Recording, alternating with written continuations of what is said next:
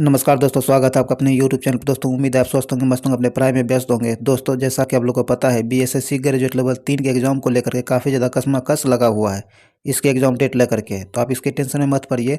YouTube पर आलतू फालतू चीज़ बहुत चीज़ दिया जा रहा है, ये डेट वो डेट, उस पर विश्वास मत कीजिए।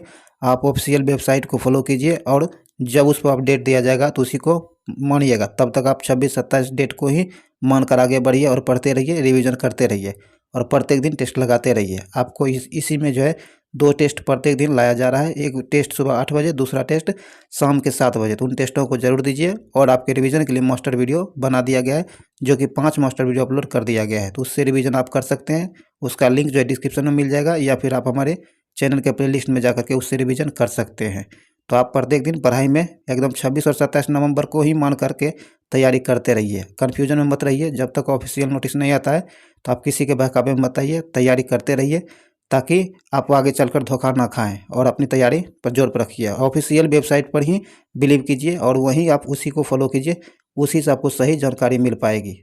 इधर उधर के न्यूज़ पर ध्यान मत दीजिए। अभी जो है बहुत यूट्यूब ऐसा है जिसे एजुकेशन से कोई मतलब नहीं है, वो भी इसके डेट को लेकर के जो है एग्जाम डेट को लेकर के वीडियो बना दे रहा है। तो उस पर ध्यान मत दीजिए। चलिए इस वीडियो को शुरू करते हैं। और वीडियो को जो है शुरू से अंत तक देखिए और लाइक कीजिए, शेयर कीजिए। इस चैनल को सब्सक्राइब नहीं तो सब्सक्राइब कर लीजिए, घंटे दबा लीजिए ताकि आने वाली वीडियो का नोटिफिकेशन आपको आसानी से मिल सके। चलिए शुरू करते हैं। तो आइए दोस्तों, टेस्ट नंबर 6 का पहला क्वेश्चन कहता है भटियाली क्या है? भटियाली लोक संगीत है। कहता है भटियाली लोक संगीत जो है ये किस राज्य से संबंधित है? तो इसका संबंध आपको पश्चिम बंगाल से। किससे? पश्चिम बंगाल से है। 2 नंबर इसका सही आंसर हो जाएगा पश्चिम बंगाल। चलिए आगे है। आगे कहता है कि यदि भारतीय रिजर्व बैंक क्या है? यदि भारतीय रिजर्व बैंक दर और रेपो दर में वृद्धि कर रहा है तो अर्थव्यवस्था निम्नलिखित किस व्यवस्था से गुजर रही है? कहता है यदि भारतीय रिजर्व बैंक जो है यह बैंक दर और रेपो दर दोनों में वृद्धि कर रहा है तो अर्थव्यवस्था जो है किस अवस्था से गुजर रही है? तो इसका सही आंसर आपको हो जाएगा मुद्रास्फीति से। किसे? मुद्रास्फीति से अर्थव्यवस्था गुजर रही है। 2 नंबर सही ऑप्शन हो जाएगा। चलिए आगे है। आगे कहता है कि भारतीय शास्त्रीय नृत्य के निम्नलिखित महत्वपूर्ण शब्दों और उनके अर्थों का कौन सा मिलान सही नहीं है? इनमें जो मिलान सही नहीं है यह आपको बताना है। कहता है सांत्विक वेशभूषा, यही सुमेलित नहीं है। तो 1 नंबर से आंसर हो जाएगा जो सुमेलित नहीं है, क्योंकि ये सारे सुमेलित दिए गए हैं। तो पॉज करके आप इसे जरूर एक बार पढ़ लीजिएगा। चलिए आगे है। आगे कहता है जब नदियों की प्राथमिक सहायक नदियाँ एक दूसरे के समांतर बहती है और द्वितीयक सहायक नदियाँ उन्हें समकोण पर जोड़ती है तो प्रतिरूप क्या है? तो प्रतिरूप क्या कहलाता है? तो ऐसे कंडीशन में प्रतिरूप क्या कहलाता है? तो यह कहलाता है आपको जलायुक्त। क्या है? जलायुक्त। 2 नंबर इसका सही आंसर हो जाएगा। चलिए आगे कहता है सोमेश्वर श्रेणी क्या है? सोमेश्वर श्रेणी का विस्तार बिहार के किस जिले में है? कहता है सोमेश्वर श्रेणी जो है इसका विस्तार बिहार के किस जिले में है? तो इसका जो विस्तार है बिहार के पश्चिमी चंपारण जिले में है। 2 नंबर इसका सही आंसर हो जाएगा। बिहार के पश्चिमी चंपारण जिले में इसका विस्तार है, ध्यान रखिएगा। चलिए ये जो है आपको सोमेश्वर श्रेणी पहाड़ी की ऊंचाई है लगभग 880 मीटर। कितना? 880 मीटर इसकी ऊंचाई है, ये भी ध्यान रखिएगा। चलिए आगे है।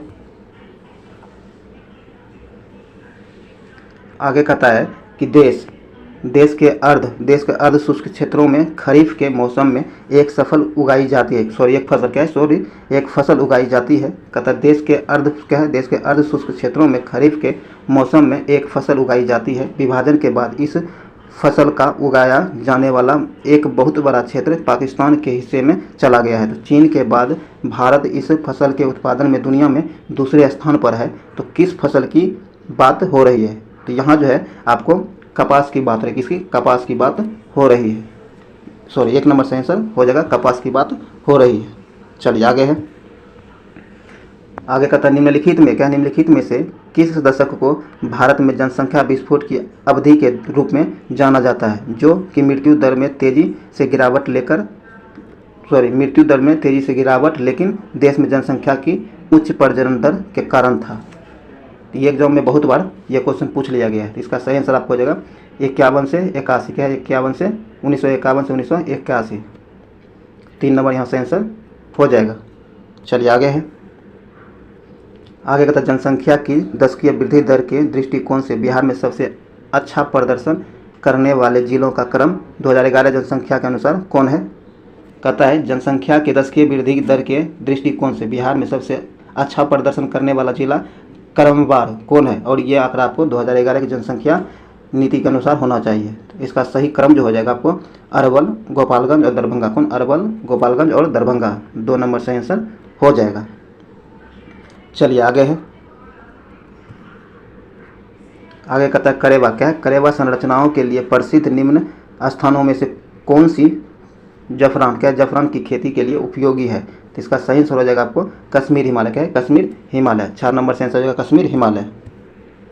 चलिए आगे कहता है कि निम्नलिखित में, क्या निम्नलिखित में से कौन सा संगठन एमएसपी के निर्णय पर सिफारिश करता है। कहता हुआ कौन सा संगठन है जो एमएसपी के निर्णय पर सिफारिश करता है। तो इसका सही आंसर हो जाएगा आपको CACP। क्या है? CACP। 2 नंबर इसका सही आंसर हो जाएगा। चलिए आगे है, सॉरी दोस्तों, आगे कहता है कि निम्नलिखित में से कौन सरकारों, क्या निम्नलिखित में से कौन सरकारों की राजकोषीय नीति का एक हिस्सा है। कहता है निम्नलिखित में से वह कौन सा सरकार की राजकोषीय नीति का एक हिस्सा है। इसका सही आंसर आपको हो जाएगा। देखिए पहले दो कथन दिया, कहता है बैंक का पर्यवेक्षण। क्या है? बैंक का पर्यवेक्षण, ये तो गलत है। कर तय करना, यह सही है। यहाँ नीचे दिया गया, कहता है सही उत्तर देने के लिए कोड का प्रयोग करें। तो सही उत्तर तो आपको केवल 2 है, तो यहाँ 4 नंबर से आंसर हो जाएगा, केवल 2 सही है। चलिए आगे है, आगे कहता है निम्नलिखित, क्या है? किस भारतीय त्योहार को,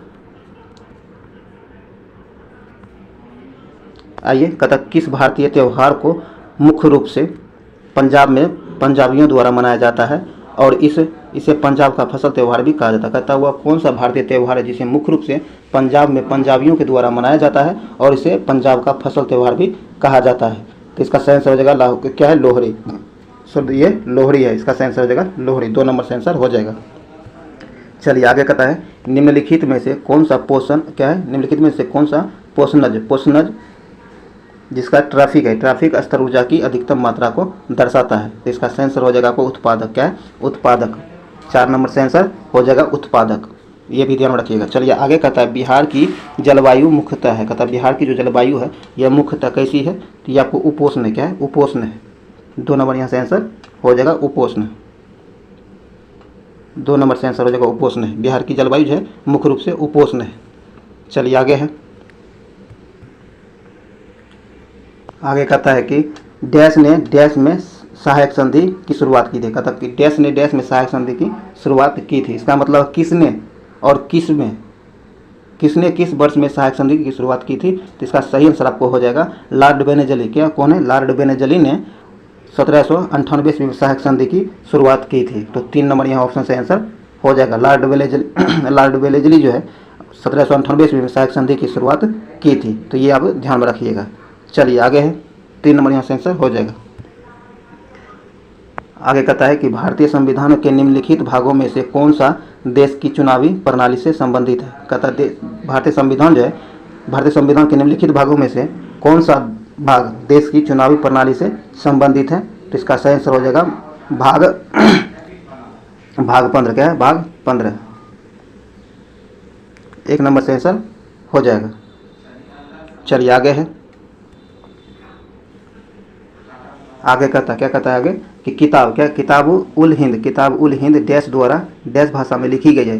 कहता कि किताब उल हिंद जो है यह किसके द्वारा और किस भाषा में लिखी गई है। इसका सही आंसर हो जाएगा किताब उल हिंद जो है अल-बरूनी के द्वारा लिखा, किसके द्वारा? अल-बरूनी के द्वारा लिखा गया और अरबी भाषा में लिखा गया है। 4 नंबर से आंसर हो जाएगा अल-बरूनी के द्वारा लिखा गया है और अरबी भाषा में लिखा गया है। 4 नंबर से आंसर हो जाएगा। आगे कहता है अमर नायक है। अमर नायक प्रणाली डैश का एक प्रमुख राजनीतिक नवाचार था। कहता अमर नायक प्रणाली जो है यह डैश का एक प्रमुख राजनीतिक नवाचार था। तो इसका सही आंसर जो हो जाएगा आपको हो जाएगा विजयनगर साम्राज्य का। किसका? विजयनगर साम्राज्य का। 4 नंबर से आंसर हो जाएगा। चलिए आगे है, आगे कहता है कि किस वर्ष भारत सरकार ने अधिक जवाबदेही और सशक्तिकरण के लिए मंत्री के सभी समूहों और मंत्रियों के अधिकार प्राप्त समूह के उन्मूलन को घोषित की है। तो इसका सही आंसर हो जाएगा आपको 2014 में। कब? 2014 में। 3 नंबर से आंसर हो जाएगा 2014 में। चलिए आगे है। आगे कहता है अनुशीलन। क्या अनुशीलन समिति क्या थी? अनुशीलन समिति जो है यह क्या थी? तो अनुशीलन समिति आपको एक क्रांतिकारी संगठन थी। क्या? क्रांतिकारी संगठन थी। 3 नंबर से आंसर हो जाएगा। अनुशीलन समिति जो है यह एक क्रांतिकारी संगठन थी और इसकी स्थापना 1902 में हुआ था। कब? 1902 में इसकी स्थापना की गई थी और ये स्वतंत्रता सेनानी में भारतीय स्वतंत्रता संग्राम में भाग ले रहा था बंगाल से। कहाँ से? बंगाल से। ये भी ध्यान रखिएगा। चलिए आगे है। 1857 के विद्रोह के दौरान 22वें नेटिव इन्फेंट्री द्वारा अपने नेता के रूप में किसे चुना गया? कहता जब 1857 के दौरान विद्रोह चल रहा था तो उस दौरान 22वें नेटिव इन्फेंट्री द्वारा अपने नेता के रूप में किसे चुना गया था? तो ये चुना गया था मौलवी अहमदुल्ला शाह को। किसे? मौलवी अहमदुल्ला शाह को। 1 नंबर से आंसर हो जाएगा। चलिए आगे बढ़ते हैं। आगे कहता भारतीय संविधान सभा के कार्यों के संबंध में सही कथन चुने। कहता भारतीय संविधान सभा जो है इसके कार्यों के संबंध में कौन सा कथन सही है, इसे चुनना है। तो आइए देखते हैं हम लोग। कहता है कि इसने 24 जनवरी 1947 को राष्ट्रीय गीत को अपनाया था। सही है। क्या है? सही है। 1 नंबर यहाँ से आंसर। और देखिए दोस्तों, ये इस तरह का जो क्वेश्चन होता है, देखिए क्या कहा गया है कि निम्नलिखित में से कौन सा कथन सही है जो जिसे चुनना है। तो इसका लाजमी बात है कि जब सही चुनना है तो एक ही सही होगा। कोई भी क्या होगा? कोई एक ही सही होगा और बाकी सारे के सारे गलत दिए गए होंगे। क्योंकि इसका आंसर कोड में भी नहीं देना है तो सारे के सारे गलत होंगे। एक सही होगा, बाकी सारे के सारे गलत होंगे। तो जैसे यहाँ देखिए हमको 1 नंबर का सही हो गया है तो बाकी को हमको एग्जाम हॉल में, देखिए एग्जाम हॉल में खास करके हमको बाकी पढ़ना ही नहीं है। 1 नंबर जैसे सही हुआ 1 नंबर से आंसर करके निकल जाएंगे। ये देखिए यही टेक्निक होता है और इसे समझ के रखिएगा। चलिए यहाँ 1 नंबर से आंसर हो जाएगा कि 24 जनवरी को जो है 24 जनवरी 1947 को राष्ट्रीय गीत को अपनाया गया था संविधान सभा के द्वारा। तो ये ध्यान रखिएगा, ये सही दिया गया, बाकी नीचे गलत दिया गया है। उससे आपको कोई मतलब नहीं, एक बार पॉज कर देख लीजिएगा क्योंकि गलत दिया गया। चलिए आगे है। आगे बढ़ते हैं हम लोग। 23 नंबर में कहता है अबू हसन। क्या? अबू हसन अल हिजुरी। क्या? अबू हसन अल हिजुरी की फारसी में लिखी गई पुस्तक डैश डैश के लिए एक महत्वपूर्ण पुस्तक है।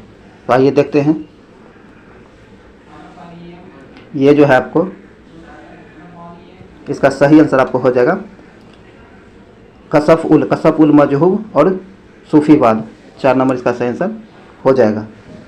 चलिए आगे कहता है विश्व व्यापार संगठन की स्थापना किस वर्ष हुई है? कहता है विश्व व्यापार संगठन जो है इसकी स्थापना किस वर्ष की गई थी? तो इसका सही आंसर आपको हो जाएगा 1995 में। कब? 1995 में।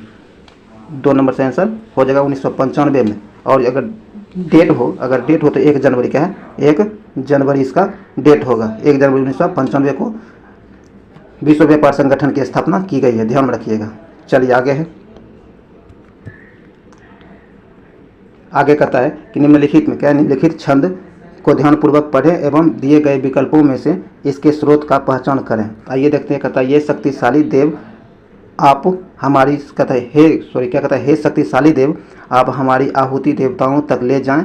हे बुद्धिमत्त आप तो सबके दाता हैं। हे पुरोहित हमें खूब सारे खाद्य पदार्थ दें।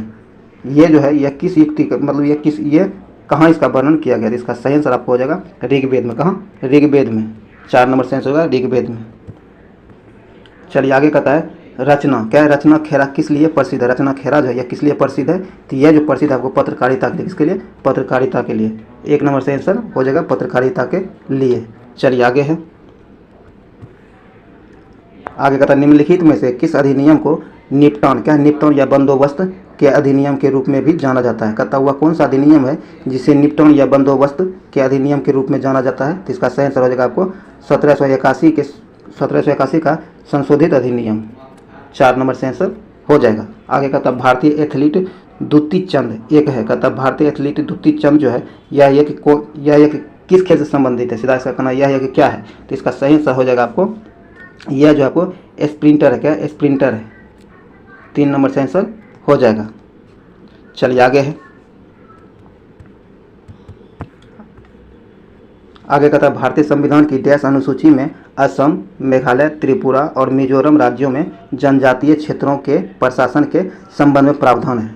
कहता है भारतीय संविधान की कौन सी अनुसूची में, डैश अनुसूची में असम, मेघालय, त्रिपुरा और मिजोरम राज्यों में जनजातीय क्षेत्रों के प्रशासन के संबंध में प्रावधान है। तो इसका सही आंसर आपको हो जाएगा क्या है, छठी अनुसूची में। किसमें? छठी अनुसूची में। 3 नंबर इसका सही आंसर हो जाएगा। चलिए हम लोग आगे बढ़ते हैं। कहता किस बिहारी नेता की अध्यक्षता में भारतीय राष्ट्रीय कांग्रेस का एक विशेष अधिवेशन अगस्त 1918 में बम्बई में हुआ था? कहता वह कौन से बिहारी नेता थे जिसकी अध्यक्षता में भारतीय राष्ट्रीय कांग्रेस की एक विशेष अधिवेशन की अध्यक्षता अगस्त 1918 में मुंबई में हुआ था? वो भी कहाँ हुआ था? मुंबई में हुआ था। तो इसका सही आंसर हो जाएगा आपको, आइए देखते हैं। इसका सही आंसर हो जाएगा आपको सैयद हसन इमाम। क्या है? सैयद हसन इमाम की अध्यक्षता में। 1 नंबर से आंसर हो जाएगा। चलिए आगे है कि भारतीय संविधान क्या है? भारतीय संविधान का कौन सा अनुच्छेद राष्ट्रीय महत्व के स्मारक और स्थानों और वस्तुओं की सुरक्षा से संबंधित है? कहता हुआ भारतीय संविधान का कौन सा अनुच्छेद है जो राष्ट्रीय महत्व के स्मारकों और स्थानों वस्तुओं की सुरक्षा के लिए संबंधित है? इसका सही आंसर आपको हो जाएगा अनुच्छेद 49। क्या है? अनुच्छेद 49। 3 नंबर यहाँ सही आंसर हो जाएगा, ध्यान रखिएगा। चलिए आगे है। आगे कहता है कि महात्मा गांधी क्या है? महात्मा गांधी ने डैश अर्थव्यवस्था की वकालत की थी? कहता महात्मा गांधी जो थे ये किस अर्थव्यवस्था की वकालत किए थे? तो इसका सही आंसर हो जाएगा विकेंद्रीयकृत। क्या है? विकेंद्रीयकृत की। 3 नंबर यहाँ सही आंसर हो जाएगा। आगे कहता महात्मा गांधी के लिए डैश भारतीय मानवता की एकता इसकी आर्थिक स्वतंत्रता और समानता का प्रतीक था? कहता महात्मा गांधी जी जो थे इसके अनुसार डैश भारतीय मानवता की एकता इसकी आर्थिक स्वतंत्रता और समानता का प्रतीक था? तो इसका सही आंसर हो जाएगा आपको खादी। क्या है? खादी। 1 नंबर इसका सही आंसर हो जाएगा खादी, ध्यान रखिएगा। चलिए आगे कहता है इनमें से कौन सा भारत में बैंकिंग क्षेत्र में महत्वपूर्ण सुधारों में से एक नहीं है? कहता निम्नलिखित में से कौन है जो भारत में बैंकिंग क्षेत्र में महत्वपूर्ण सुधार में से एक नहीं है?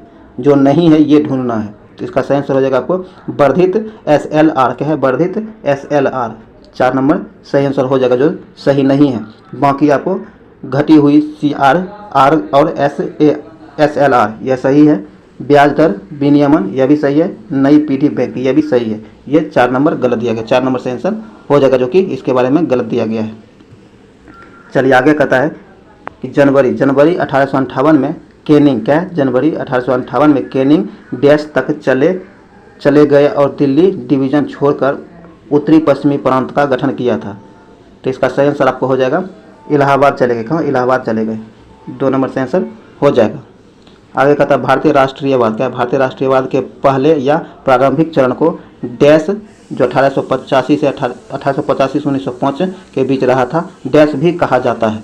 कहता है भारतीय राष्ट्रवाद के पहले या प्रारंभिक चरण था जो कि कब से कब था? 1885 से लेकर 1905 तक था। इसे क्या कहा जाता है? तो इसे जो कहा जाता है यह कहा जाता है मध्यम का। क्या है? मध्यम कहा जाता है, मध्यम चरण कहा जाता है। 3 नंबर से आंसर हो जाएगा मध्यम चरण इसे कहा जाता है। चलिए आगे है। आगे कहता है महात्मा गांधी ने सत्याग्रह सभा की स्थापना डैश में की थी? महात्मा गांधी जो है सत्याग्रह सभा की स्थापना कब की थी? इसका सही आंसर हो जाएगा फरवरी 1919 में। कब? फरवरी 1919 में। 3 नंबर यहाँ से आंसर हो जाएगा फरवरी 1919। ये ध्यान में रखिएगा। चलिए आगे कहता है डैश भारत में राजनीतिक सुधारों के लिए आंदोलन शुरू करने वाले पहले भारतीय नेता थे? कहता वह कौन थे जो भारत में राजनीतिक सुधारों के लिए आंदोलन शुरू करने वाले पहले भारतीय नेता थे? तो इसका सही आंसर हो जाएगा आपको राजाराम मोहन राय। कौन? राजाराम मोहन राय। 2 नंबर इसका सही आंसर हो जाएगा राजाराम मोहन राय। ये राजाराम मोहन राय पहले भारतीय नेता थे जिन्होंने राजनीतिक के सुधार के लिए आंदोलन शुरू की थी। राजाराम मोहन राय ने। 2 नंबर यहाँ से आंसर हो जाएगा। चलिए आगे है। आगे कहता है कि 28 दिसंबर 1885 को भारतीय राष्ट्रीय कांग्रेस INC की स्थापना गोकुलदास तेजपाल संस्कृत स्कूल के परिसर में डैश में हुई थी? ये मुंबई में हुआ था। मुंबई में हुआ था। 2 नंबर इसका आंसर हो जाएगा मुंबई। ध्यान रखिएगा। ये स्कूल का नाम भी आपसे पूछ लिया जाता है कि किस जगह पर हुआ था। तो मुंबई में हुआ था और ये गोकुलदास तेजपाल संस्कृत स्कूल के परिसर में इसकी स्थापना की गई थी कब? तो 28 दिसंबर 1885 ईस्वी को। यह भी ध्यान में रखिएगा। इसकी अध्यक्षता जो की गई थी WC बनर्जी के द्वारा किया गया। किसके द्वारा? WC बनर्जी के द्वारा इसकी अध्यक्षता की गई थी। यह भी एग्जाम में पूछ लिया जाता है। वैसे भी आपको भारतीय राष्ट्रीय कांग्रेस से रिलेटेड जितने भी फैक्ट हैं इसे याद कर लीजिएगा, क्योंकि ये एग्जाम में बहुत ज़्यादा पूछा जाता है और पूछे जाने की संभावना भी उतनी ही होती है। और महात्मा गांधी से रिलेटेड सारे फैक्ट आप लोग जरूर देख के रखिएगा। चलिए आगे है 1917 का गैस सत्याग्रह महात्मा गांधी का पहला सत्याग्रह था और भारतीय स्वतंत्रता आंदोलन में एक बड़ा विद्रोह था। तो इसका सही आंसर हो जाएगा आपको चंपारण। कौन? चंपारण आंदोलन, जो जिसे नील आंदोलन के नाम से भी जाना जाता है, नील विद्रोह के नाम से जाना जाता है। 4 नंबर से आंसर हो जाएगा। और ये बिहार से रिलेटेड, कहाँ से? बिहार से शुरू हुआ था, बिहार में ये हुआ था, ये भी ध्यान रखिएगा।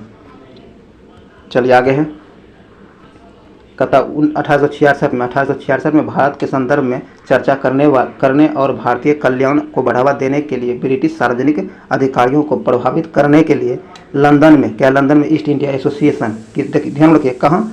तो लंदन में ईस्ट इंडिया एसोसिएशन का आयोजन किसने किया था? तो आपको ये पूछ लिया जा सकता है कि ईस्ट इंडिया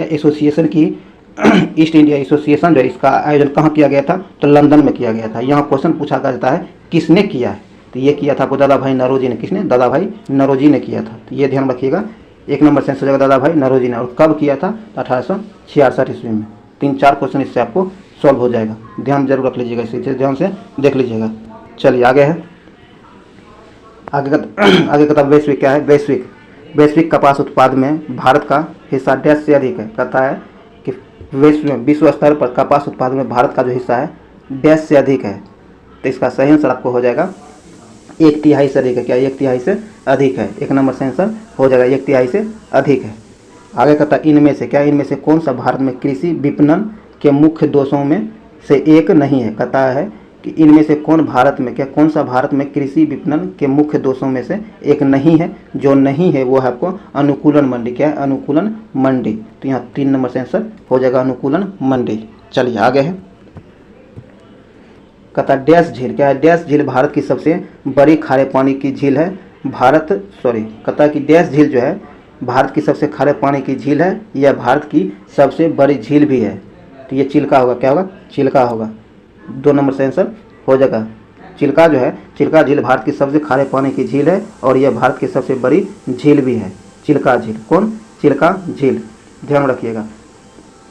चलिए आगे है ये चिल्का झील आपको उड़ीसा में स्थित, कहाँ? उड़ीसा में स्थित है। ये आपसे पूछ लिया जाता है, ध्यान रखिएगा। चलिए आगे है कहता डैश मिट्टी। क्या? डैश मिट्टी में सर्वाधिक मात्रा में पाई जाती है। डैश मिट्टी में कहता डैश मिट्टी है, वह कौन सी मिट्टी है जो भारत में, कहाँ? भारत में सर्वाधिक मात्रा में पाई जाती है। तो भारत में सर्वाधिक मात्रा में पाई जाने वाली मिट्टी जो है ये जलोढ़ मिट्टी है। कौन है? जलोढ़ मिट्टी है। 3 नंबर से आंसर हो जाएगा जलोढ़ मिट्टी। चलिए आगे बढ़ते हैं। आगे कहता किस शहर को स्टील सिटी ऑफ इंडिया के नाम से जाना जाता है? कहता वह कौन सा शहर है जिसे स्टील सिटी ऑफ इंडिया के नाम से जाना जाता है? तो वह आपको जमशेदपुर। कौन? जमशेदपुर। 4 नंबर से आंसर हो जाएगा जमशेदपुर। ये आपको झारखंड में स्थित, कहाँ? झारखंड में स्थित है, ध्यान रखिएगा। चलिए आगे है आइए दोस्तों आगे कहता है भारत में क्या है? भारत में डैश अंतर्राष्ट्रीय हवाई अड्डे हैं। कहता है भारत में कितने अंतर्राष्ट्रीय हवाई अड्डे हैं? तो भारत में जो अंतर्राष्ट्रीय हवाई अड्डों की संख्या 17 है। कितना? 17 है। 1 नंबर से आंसर हो जाएगा 17। आगे कहता है इनमें से कौन सी नदी भारत में पश्चिम दिशा में बहती नदी है? नहीं है। कहता हुआ कौन सी नदी है जो भारत में दक्षिण दिशा में बहने वाली नदी, पश्चिम दिशा, कहाँ? पश्चिम दिशा में बहने वाली नदी नहीं है। तो यह है कृष्णा। कौन? कृष्णा। 4 नंबर से आंसर होगा कृष्णा। आगे कहता भारत में लगभग डैश प्रमुख बंदरगाह है। कहता भारत में कितने प्रमुख बंदरगाह हैं? तो इसका सही आंसर हो जाएगा आपको 12। कितना? 12। 4 नंबर से आंसर हो जाएगा 12। चलिए आगे है आगे कहता भारत का क्या है? भारत का संविधान सभा द्वारा डैश अपनाया गया था और 26 जनवरी 1950 को लागू किया गया था। कहता है भारतीय संविधान जो है यह संविधान सभा के द्वारा कब अपनाया गया था और इसे 26 जनवरी 1950 को पूर्ण रूप से लागू किया गया था। तो इसे जो अपनाया गया था आपको 26 नवंबर 1949 को अपनाया गया था। कब अपनाया गया था? 3 नंबर यहाँ से आंसर हो जाएगा। देखिए यहाँ 2 क्वेश्चन बनता है। आपको एग्जाम में डायरेक्ट ये भी पूछ लिया जाता है कि भारतीय संविधान जो है भारतीय संविधान सभा के द्वारा कब अपनाया गया था? तो 26 नवंबर 1949 को। और पूर्ण रूप से कब लागू किया गया था? तो 26 जनवरी 1950 को। ये दोनों याद रखिएगा, ये दोनों कन्फ्यूजन का जड़ होता है और ये तो ये जब पूछ लिया जाता है तो में कन्फ्यूजन में बहुत गलती होने की संभावना हो जाता है। तो अपनाया गया था 26 नवंबर 1949 को और लागू किया गया था 26 जनवरी 1950 को। ये ध्यान रखिएगा, यहाँ से आंसर हो जाएगा 3 नंबर 26 नवंबर 1949 को अपनाया गया था। चलिए आगे है, आगे का था निम्नलिखित में क्या है, निम्नलिखित में से किसको मोटर गाड़ियों के इंजन को ठंडा करने के लिए प्रयोग किया जाता है। कहता है निम्नलिखित युक्तियों में से वह कौन सी युक्ति है जिसे मोटर गाड़ियों के इंजन को ठंडा करने के लिए प्रयोग में लाया जाता है या फिर प्रयोग किया जाता है। तो इसका सही आंसर हो जाएगा रेडिएटर। क्या है, रेडिएटर। 3 नंबर यहाँ से आंसर हो जाएगा रेडिएटर। चलिए आगे है, आगे कहता है घड़ी में क्या है, घड़ी में स्फटिक क्या है, घड़ी में स्फटिक क्रिस्टल का कार्य किस पर आधारित है। इसका सही आंसर हो जाएगा आपको दाब विद्युत प्रभाव पर। किस पर, दाब विद्युत प्रभाव पर आधारित है। 3 नंबर से आंसर हो जाएगा। आगे कहता है विश्व की क्या है, विश्व की विशालतम दूरबीन कौन सी है। कहता है विश्व की विशालतम दूरबीन कौन सी है, तो ये है आपको आइस क्यूब। क्या है, आइस क्यूब। 2 नंबर यहाँ से आंसर हो जाएगा आइस क्यूब। चलिए आगे है, कहता है परम शून्य क्या है, परम शून्य तापमान। परम शून्य तापमान पर अर्धचालकों में विद्युत प्रतिरोध होता है। कहता है परम शून्य तापमान जो होता है उस पर अर्धचालकों में विद्युत प्रतिरोध क्या होता है, तो इसका सही आंसर हो जाएगा संपूर्ण। क्या है, संपूर्ण और अनंत होता है। 1 नंबर से आंसर हो जाएगा। चलिए हम लोग आगे बढ़ते हैं। आगे कहता है कि जब विद्युतिक ऊर्जा गति से परिवर्तित होती है तब क्या होता है। तो ऐसे कंडीशन में उष्मा की कोई हानि नहीं होती। क्या था, उष्मा की कोई हानि नहीं होती है। 1 नंबर से आंसर हो जाएगा। चलिए अब हम लोग आगे बढ़ते हैं। दोस्तों उम्मीद है ये वीडियो आपके लिए यूजफुल सिद्ध हो रहा होगा और आपको पढ़ने में समझ में आ रहा होगा। तो इसीलिए आप इस वीडियो को शुरू से लेकर लास्ट तक जरूर देखिए और इसे लाइक शेयर जरूर करिए, ज़्यादा से ज़्यादा शेयर करिए। अगर अभी तक आप हमारे चैनल पर नए हैं तो चैनल को सब्सक्राइब कर लें, घंटी दबा लें और घंटी दबाते हुए आप ऑल नोटिफिकेशन सेलेक्ट कर लें ताकि आपको प्रत्येक प्रकार का नोटिफिकेशन आपको मिल सके। तो चलिए अब हम लोग आगे बढ़ते हैं। कहता यदि किसी गैस का आयतन 27% पर संपीड़ित मूल का आधा रह जाए तो उसे किस ताप पर गर्म किया जाए कि पुनः वह मूल आयतन प्राप्त कर सके। तो इसका सही आंसर हो जाएगा आपको 227 डिग्री सेंटीग्रेड पर। 327 डिग्री सेंटीग्रेड। कितना, 327 डिग्री सेंटीग्रेड पर। 1 नंबर से आंसर हो जाएगा। चलिए आगे कहता है कि दो धातुओं ए और बी की पट्टियों एक साथ मजबूती से जुड़ी है जैसे कि चित्र में दिखाया गया है। कहता गर्म करने पर ए बी से अधिक फैलता है। यदि इस जुड़ी हुई पट्टी को गर्म किया जाए तो यह रूप ग्रहण करता है। तो नीचे दिया गया यह रूप ग्रहण कर लेता है। तो कौन सा रूप ग्रहण कर, इस क्वेश्चन का कहने का मतलब यही है कि जब इसे गर्म किया जाएगा तो ये 4 ऑप्शन में से कौन सा रूप ग्रहण कर लेगा। तो इसका सही आंसर हो जाएगा 2 नंबर। क्या है, 2 नंबर। 2 नंबर यहाँ से आंसर हो जाएगा। चलिए आगे है,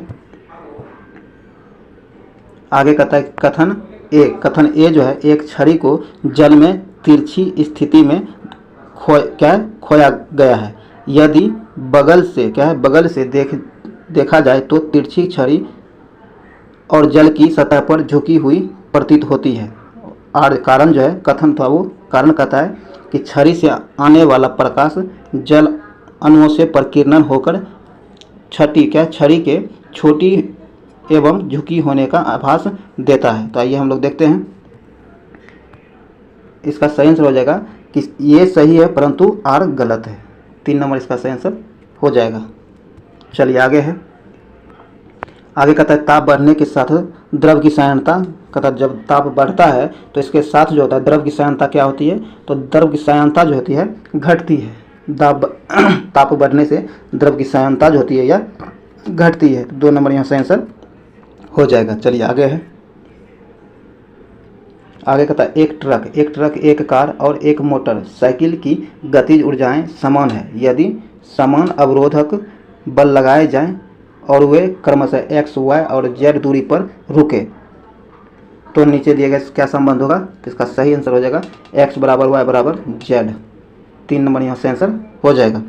आगे कहता है रात को देखने हेतु निम्न में से किस प्रकार की तरंगों का प्रयोग किए जाते हैं। कहता है रात में देखने के लिए किस प्रकार की तरंगों का प्रयोग किए जाते हैं। तो इसका सही आंसर आपको हो जाएगा अवरक्त तरंगों का। किसका, अवरक्त तरंग का प्रयोग रात में देखने के लिए किया जाता है। तो 3 नंबर से आंसर हो जाएगा अवरक्त तरंग का। चलिए आगे कहता है पंचर क्या है, पंचर होने के बाद कार के पहिए की ट्यूब से वायु अचानक बाहर निकलने लगती है। इस प्रक्रिया से ट्यूब के अंदर वायु कहता है, इस प्रक्रिया का जब टायर जो होता है पंचर होता है तो कार की पहिए का ट्यूब जो होता है वायु ट्यूब से वायु अचानक बाहर निकलने लगती है। तो इस प्रक्रिया से ट्यूब के अंदर वायु क्या होता है, तो इस प्रक्रिया से ट्यूब के अंदर वायु जो होता है ठंडी होती रहेगी। 1 नंबर से आंसर हो जाएगा। चलिए आगे है, आगे कहता है एक 6 फीट लंबे क्या है, एक 6 फीट लंबे व्यक्ति की लंबाई नैनोमीटर में किस प्रकार व्यक्त किया जाएगा। कहता है एक 6 फीट के व्यक्ति का क्या है, 6 फीट के व्यक्ति की लंबाई जो है नैनोमीटर में कैसे व्यक्त की जाएगी। तो इसका सही माप क्या होगा, तो इसका सही माप होगा 183 × 10⁻7 नैनोमीटर। 3 नंबर से आंसर हो जाएगा 183 × 10⁻7 नैनोमीटर। यहाँ 3 नंबर सही आंसर हो जाएगा। चलिए आगे कहता है कि सभी चुंबकीय पदार्थ अपना चुंबकीय गुण कम करता है जब वे, कहता है सभी चुंबकीय पदार्थ जो है अपना चुंबकीय गुण कम कर लेता है। जब कब कर लेता है, तो जब वह बहुत ज़्यादा गर्म होते हैं तब वह जो अपना चुंबकीय गुण कम कर लेता है। 3 नंबर से आंसर हो जाएगा। आगे कहता है एक कृत्रिम उपग्रह क्या है, एक कृत्रिम उपग्रह में विद्युत ऊर्जा का स्रोत क्या होता है। जब एक कृत्रिम उपग्रह होता है उसमें विद्युत ऊर्जा का स्रोत क्या होता है, ये सौर सेल होता है। क्या होता है, सौर सेल होता है। 1 नंबर से आंसर हो जाएगा सौर सेल। चलिए आगे है, आगे कहता है इनमें से कौन सी ग्रीन हाउस गैस या ऐसी गैस है जो ओजोन परत को नुकसान पहुंचा सकती है। तो इसका सही आंसर हो जाएगा आपको CH4 क्या है, CH4। 4 नंबर से आंसर हो जाएगा। चलिए आगे है, ठोस आयोडीन का रंग होता है। जो कहता है ठोस आयोडीन जो होता है इसका रंग कैसा होता है, तो ठोस आयोडीन का रंग आपको आइए देखिए कैसा होता है। ठोस आयोडीन का जो रंग होता है इसका रंग बैगनी भूरे से थोड़ा काला होता है। 1 नंबर से आंसर 3 नंबर से आंसर हो जाएगा। बैगनी से भूरे थोड़ा काला होता है। 3 नंबर यहाँ से आंसर हो जाएगा। आगे कहता है कि कार्बन डाइऑक्साइड के 1 मोल में होते हैं, कार्बन डाइऑक्साइड के 1 मोल में कितने परमाणु होते हैं। तो इसका सही आंसर हो जाएगा आपको 1 मोल में 6 × 10⁻23 कार्बन डाइऑक्साइड परमाणु होते हैं। 4 नंबर से आंसर हो जाएगा। चलिए आगे है, आगे कहता है मीथेन क्या है, मीथेन में कार्बन हाइड्रोजन बंधन एक कोण बनाता है। कहता है मीथेन में कार्बन हाइड्रोजन बंधन एक कोण बनाता है। तो इसका सही आंसर हो जाएगा 190 डिग्री 28 मिनट। 2 नंबर से आंसर हो जाएगा। चलिए आगे है, आगे कहता है कि क्रोमेटाग्राफी की तकनीक का प्रयोग होता है। क्रोमेटाग्राफी जो है इस तकनीक का प्रयोग कहाँ होता है। तो इसका सही आंसर हो जाएगा एक मिश्रण से पदार्थ को अलग करने के लिए इस तकनीक का प्रयोग किया जाता है। 4 नंबर से आंसर हो जाएगा एक मिश्रण से पदार्थ को अलग करने के लिए क्रोमेटाग्राफी तकनीक का प्रयोग किया जाता है। 4 नंबर से आंसर हो जाएगा। चलिए आगे है, आगे कहता है अयस्कों के धातुओं के निष्कर्षण का विज्ञान क्या है। कहता है अयस्कों के धातुओं के निष्कर्षण का विज्ञान जो है यह क्या कहलाता है। तो यह है आपको मेटलर्जी क्या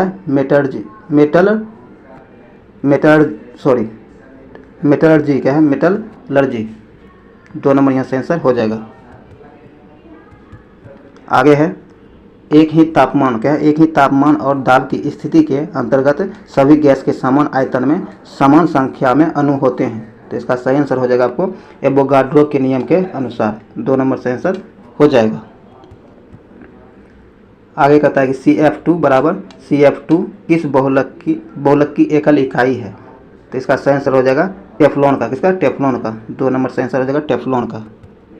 चलिए आगे है, आगे कहता है निम्नलिखित में से कौन सा सरसों के तेल में सामान्यतः मिलावट के लिए प्रयोग करते हैं। कहता है सरसों के तेल में किसके मिलावट का प्रयोग करते हैं, सरसों के तेल मिलावट के लिए किसका प्रयोग करते हैं। तो इसके लिए प्रयोग करते हैं पोस्ता के बीज का। किसका, पोस्ता के बीज का प्रयोग किया जाता है। 2 नंबर से आंसर हो जाएगा। चलिए दोस्तों, आज के इस वीडियो का आखिरी क्वेश्चन है, क्योंकि आपको पता है कि हम लोग सिर्फ GK GS करंट अफेयर्स ही देख रहे हैं, तो ये 75 नंबर का लास्ट क्वेश्चन है। कहता निम्नलिखित में से कौन सा जानवर क्या है, निम्नलिखित में से कौन सा जानवर रेशे को अच्छी तरह नहीं पचा पाता है। कहता हुआ कौन सा जानवर है जो रेशे को अच्छी तरह से नहीं पचा पाता है। तो इसका सही आंसर हो जाएगा आपको सुअर। कौन, सुअर। 4 नंबर से आंसर हो जाएगा सुअर। दोस्तों ये वीडियो यहीं समाप्त हुआ है। उम्मीद है ये वीडियो जो है आपके लिए यूजफुल रहा होगा। अगर ये वीडियो आपके लिए यूजफुल रहा हो तो इसे लाइक करें, शेयर ज़्यादा से ज़्यादा करें, और अभी तक आप हमारे चैनल को सब्सक्राइब नहीं करें तो सब्सक्राइब जरूर कर लें, घंटी दबा लें, ताकि आने वाले वीडियो का नोटिफिकेशन आपको आसानी से मिलता रहे। दोस्तों, आप यहाँ टेस्ट लगाएं या फिर कहीं भी लगाएं, आप प्रत्येक दिन एक टेस्ट जरूर लगाइए ताकि इसका फ़ायदा आपको मिल सके। तो चलिए इसी के साथ इस वीडियो को समाप्त करते हैं। मिलते हैं बहुत जल्द फिर अगले वीडियो में। तब तक के लिए जय हिंद।